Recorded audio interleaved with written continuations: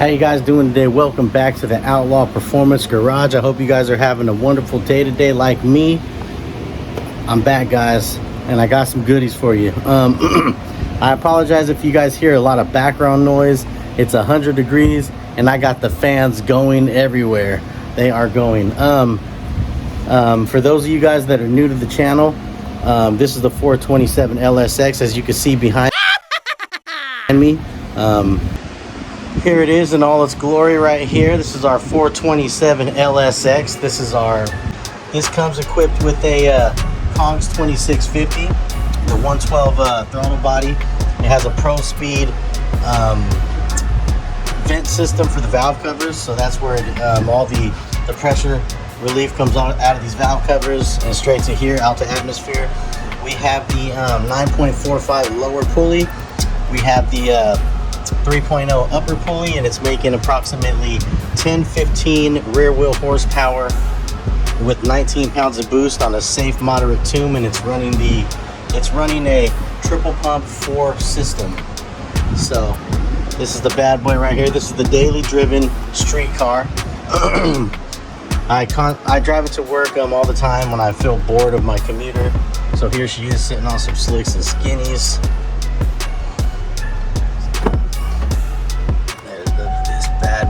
Got some Braun racing seats, but it has something that every supercharged car needs, and that's cooling. So we are going to discuss and go over that today.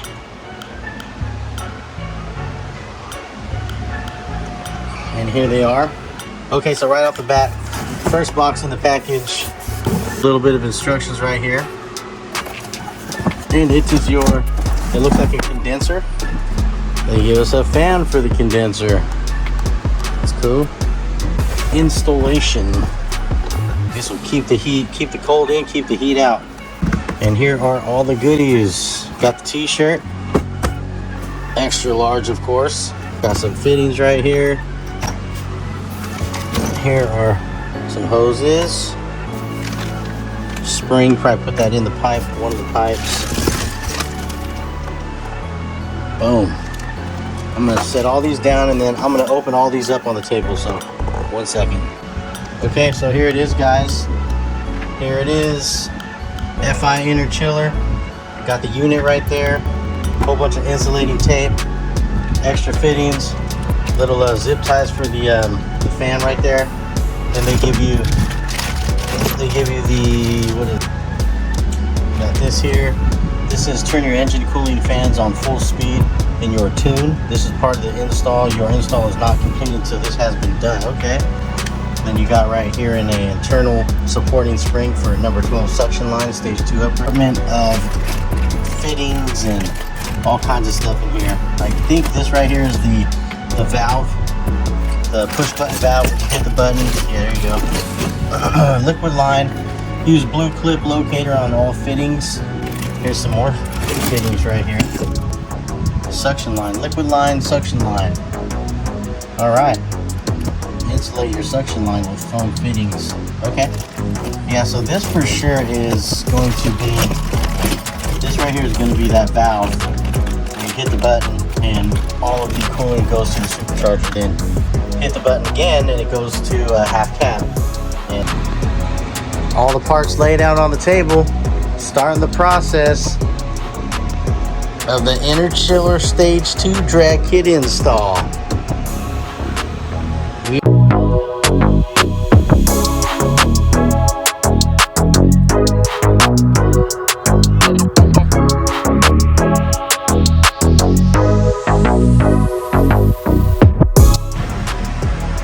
Boom, there it is. On the ground looking pretty. Yeah, all right, on to the next step. Let's go, baby. Okay, first problem that I see is this beautiful brand new AVCO heat exchanger is going to get in the way of their fan and AC compressor. I mean, not AC, AC condenser. Damn.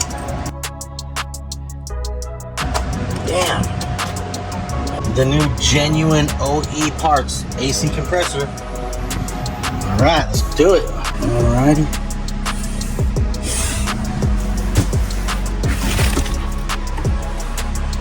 Oh yeah. Here it is. Here's the new coolant reservoir made by Dedicated Motorsports specifically for the ZL1. I guess it comes with like a cap. So here it is. Oh, hell no.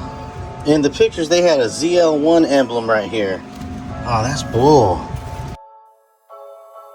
But I mean, it's pretty sick though.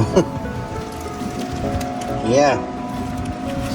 Alright, so inner chillers requested. Here's the lines that I get this reservoir because they see too much temperature loss going to the trunk. So this is what they recommended, and this is what I'm using. So I mean, I try to tell them that all the lines are insulated going to the trunk with the ice tank, and they said that with their system, all they need, they recommend is like 3 to 5 gallons of water. And all the traveling of the water all the way back to the trunk, going through the roadway will pick up 100 degrees.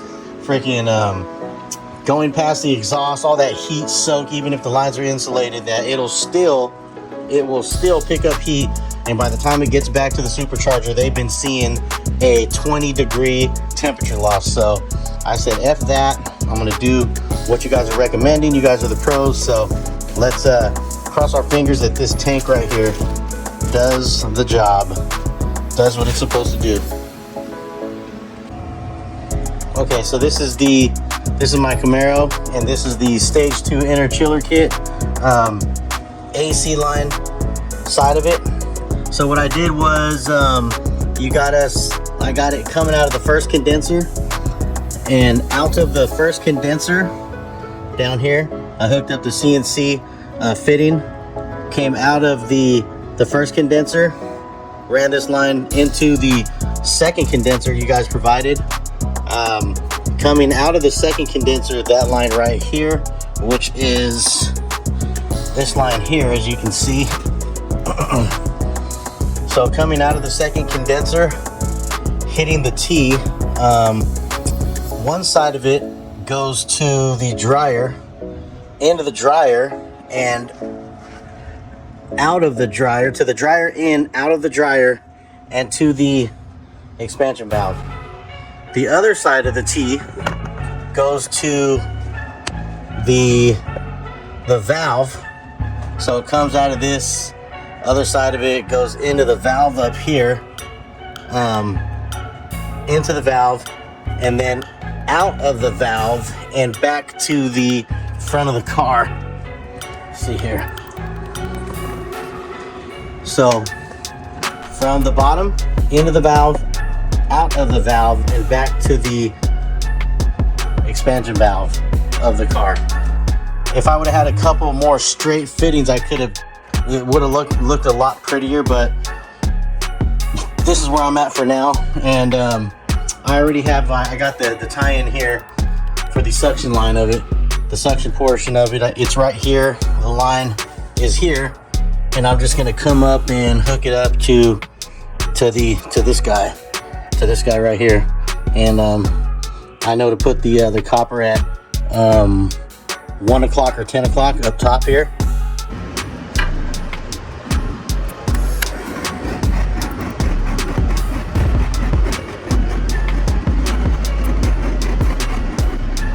Okay, here's all the wiring for the condenser, the bypass valve, and the switch. It's all tied in inside the car.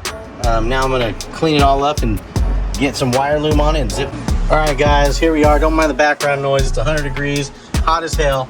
We got the AC system in a vacuum. It's been holding 30 for about 45 minutes. So went and bought myself a set of gauges from the Harbor Freight. Got tired of paying the AC guys, so yeah, doing it myself doesn't seem too hard. Read a pamphlet and watched the video. Yeah, it's easy money. Anybody can do it. So here we are right now. We got the forced inductions chiller. There's the secondary condenser. You can see my brackets I have mounted right here. It's a pretty awesome system. It wasn't too hard, but right now I have everything hooked up, all the high pressure and the suction lines. The only thing left to do is the liquid lines. So you can see my dryer here. Ran the wire up in here, tucked it away. Let's see here. Let's go under here. There we go. All right, so there it is. I got it mounted up here. So this is my high pressure coming out of. So it comes out of the second condenser, comes out and around, hits that T, and then it goes straight this way. And there is the valve or the solenoid. Let's see if I can see it. There it is. See it peeking right there? Hits that solenoid, and then it returns back to the cabin. The system is pretty dope. It's like plug and play. Got my homeboy Ryan to cut this crash rail out for me, and we got that chiller mounted up real nice. Yeah, so that's it. It's looking pretty good. It wasn't too hard. It was they gave you so many instructions. It was freaking pretty cut and dry. Here's that little copper line. So this little copper thing goes on your suction line, and it has to be, when it's vertical like this or upside down, it has to be at 1 or 11 o'clock. So see how it's like smashed in there, but not all the way smashed, right on that suction line. And then from there it goes up here with the chiller. So as you can see, the chiller is installed. Everything is plumbed in, suction line, high pressure line, the new water hoses right there. There's the new mounting area for the Stewart pump. It fit perfect right up under here. All the wires are wired in. All I gotta do is plug that in and we are good to go. Yeah, so the Stewart pump. So it goes from the chiller to the pump. All right, well, hold on. No, from the pump to the chiller, out the chiller to the inlet of the supercharger, which is the top, forcing it down, and then here we are. We had to plumb up all kinds of new stuff. The trunk tank right now, the ice tank in the trunk is eliminated. Here's the new dedicated motorsports 2-gallon tank. Pulleys are all on, accessory drives are back on. Here's part of the chiller system, the suction line right here. It's got this sick-witted piggyback freaking bolt-on piece right there. Didn't have to cut into any lines, so it comes right off of here. Insulated hose down to there. There's my bypass valve to get 100% freon to the chiller. Then we come over here, and underneath there's all the, let me see here, there it is. So everything's under here. I got stuff mounted. There's the T, from the T to the dryer, from the dryer to the chiller, and so forth. That's how everything is routed. Put some brackets in there, second condenser and fan are right there. Got some Home Depot brackets, made some cuts, did some drilling. And then inside the car,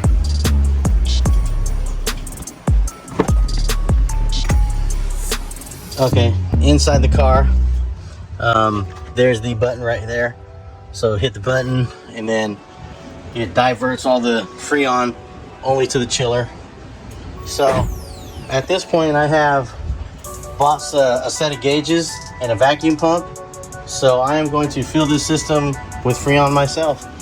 Cross your fingers. I've never done it before, but I read a book and watched the video and it doesn't seem too hard. So I've invested in the vacuum pump and everything to do it. So I even drew out a diagram right here of how everything is going to go. So I mean, should be a piece of cake. We're gonna fill the system. All I need now is put the cold air on, put the catch can back on right here, and then go to the store, get some freon, or not Freon, I'm sorry, go to the store and get, oh man, you know what, I do have to go to Harbor Freight. So yeah, I might as well go get the coolant, Freon all together all at once. Fill the system with coolant. I've already pulled the vacuum on this. It already held for 45 minutes. So there's no leaks. First try, no leaks. Knock on wood. And yeah, let's go from there. Let's get this done. Okay, here's the point we are now. I just got the car off of jack stands. As you can see, we are ready to go. Look at that beautiful condenser, the new pump. We're all wired in. Sorry for the background noise. I got huge fans blowing right now. So the new pump all plumbed in. I tested everything for vacuum. It's all working. Everything's together. It's holding vacuum 30-inch pounds of mercury for 45 minutes. Now the only thing left to do is to fire it up. I got the new tank all plumbed in, and man, this thing blows like crazy, man. That water is just jamming in there hella quick. Radiator burped, everything burped. We're good to go. So I'm going to start filling the system right here. I got my gauges. I've never done it before, but if you read the directions and you watch a video, it looks like easy money. I got multiple cans of Freon right here, R134. So yeah, this thing has been, man, it has been a lot of work has went into this. I mean, I got look at almost every tool that I have, I got pulled out. I got tools everywhere. The garage is a freaking mess. I mean, man, look at it, it's in shambles. So let's get to it. Let's do this. Cross your fingers that everything works out. Okay, I got everything hooked up. Vacuum pump, hoses. We got the high side and the low side, and it is holding vacuum right now. We're gonna let that sit for 30 minutes, and as soon as it's done after the 30 minutes, I'm going to fire up the compressor for 30 more minutes and let it draw that vacuum, and then get to filling. I'll see you in a minute. Okay, I'm sitting in the car right now. Sorry guys, I didn't get a chance to film me filling up the Freon in the AC system. It took a lot of concentration, so I couldn't film it. But here we are the next day. I've had the car running for about 15 minutes, and this is what the IAT2s are looking like, 59 degrees. My cold air intake, look at that, it's 118 because we're standing still. But the IAT2s, that's what you care about right there, 59. So we're at 59 degrees. It's not on drag mode, it's on cabin mode and chiller mode, so it's dividing the Freon between the two.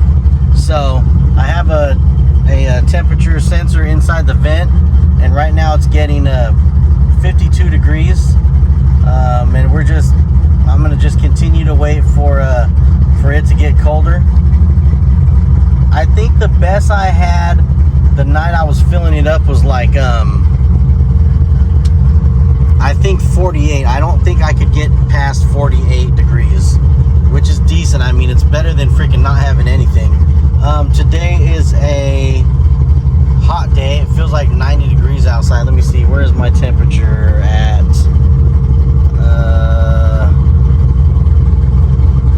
Where's my ambient? That's weird.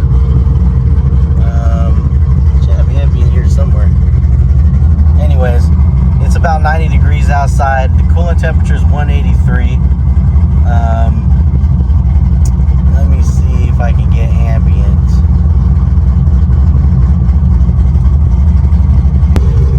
Okay, still got the sensor in the gauge. I can't get the ambient right now. I know it's more than 80 degrees, that's for sure. But AC is saying 48.2 coming out of this vent. So I'm happy with that. The IAT2 is 62 degrees. That's great, man. That is really good. And the car coolant is at 189. So okay, so just to get you guys an accurate reading, I don't think my car gauge is working properly. So right here, I'm just standing out here in the shade. It says it's 95 degrees, so it's 95 degrees out. It feels like 100 though. And then on this little Amazon gauge that I got, it says 100 degrees, and you see it's got a little sensor on it right there. So I don't know. I looked at the forecast for today. It says the high is 95. So yeah, so we got 100 degrees here. This guy's reading just 95. So yeah, that's what the temp's at. All right, we're moving. The car's moving now. What are we doing? 30 miles an hour.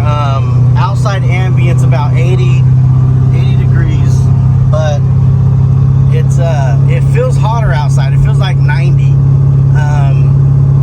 So we're just cruising now. We finally got some air on the condenser. We're not in drag mode, and it's IAT2s are 66 degrees. That's freaking amazing, because when I had those the AFCO heat exchangers with the fans on in 80 degrees, they were the IAT2s were 90 degrees. 90 degrees. It was always 10 degrees over ambient.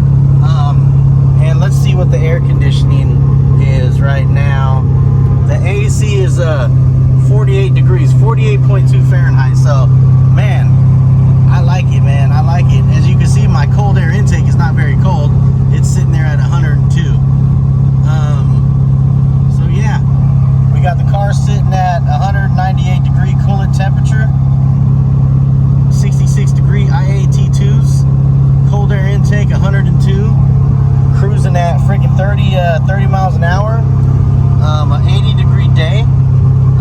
Yeah, that's freaking badass. So next video, we're gonna put this bad boy to the test. I'm gonna freaking floor it, and we're gonna see how high that number goes and then how fast it comes down. All right, thanks for watching, guys. I'll see you next time. Peace.